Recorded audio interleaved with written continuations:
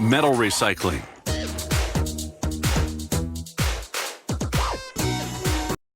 There are two types of scrap metal, ferrous and non-ferrous. Ferrous scrap is scrap iron and steel that comes mainly from old cars. Non-ferrous scrap metal includes aluminum, copper, lead, and nickel. And the best part is metals can be recycled indefinitely without losing any of their properties.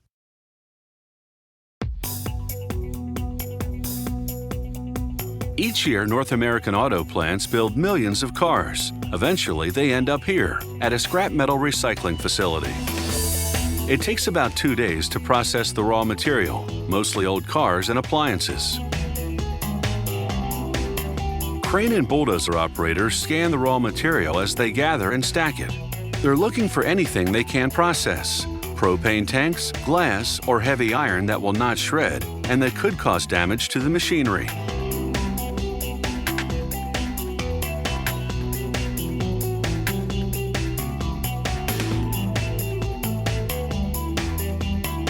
An inspector goes into the stockpile to check the material more closely, then signals the crane operator that he can proceed with the next load.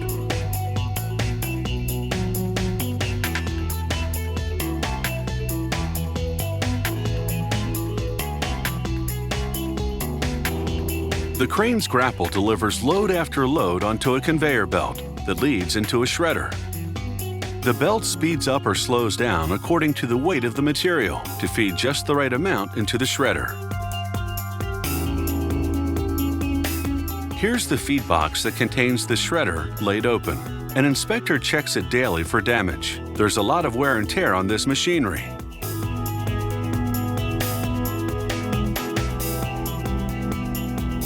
A 4,000-pound drum grabs the material as it comes off the conveyor and forces it into the shredder. Its giant hammers pound away at the cars, mattresses, and other recyclable items, shredding them into fist-sized chunks.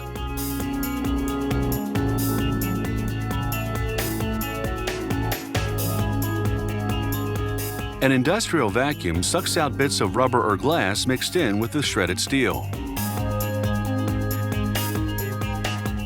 The steel pieces stick to these magnetic drums. Anything else falls through to a conveyor belt below.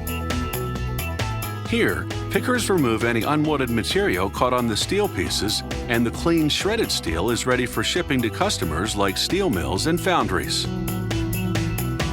The material the magnetic drums don't collect goes on for more processing. There's precious non-ferrous metals such as copper or brass mixed in with shredded debris.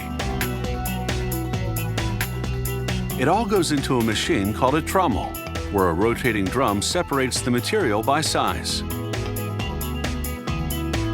Any leftover residue is just trash, but before it goes to a landfill, an inspector checks it to make sure no valuable material has slipped through.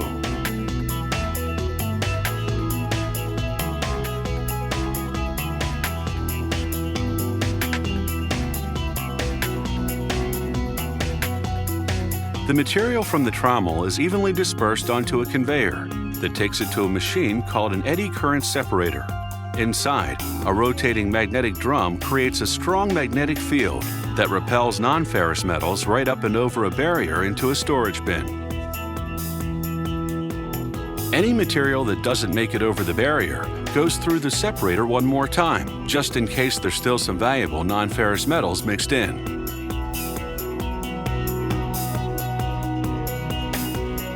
A conveyor belt carries out the worthless residue to a trash heap.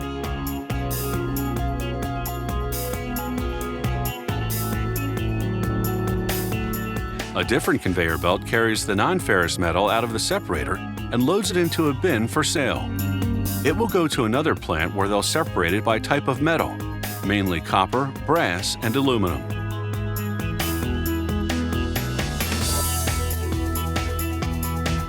After all that shredding, sifting, and separating, here's what's left of the average used car. Take away the rubber, plastic, and upholstery, and you have some shredded steel and some valuable non-ferrous metals. That's a lot of useful material thanks to some efficient recycling.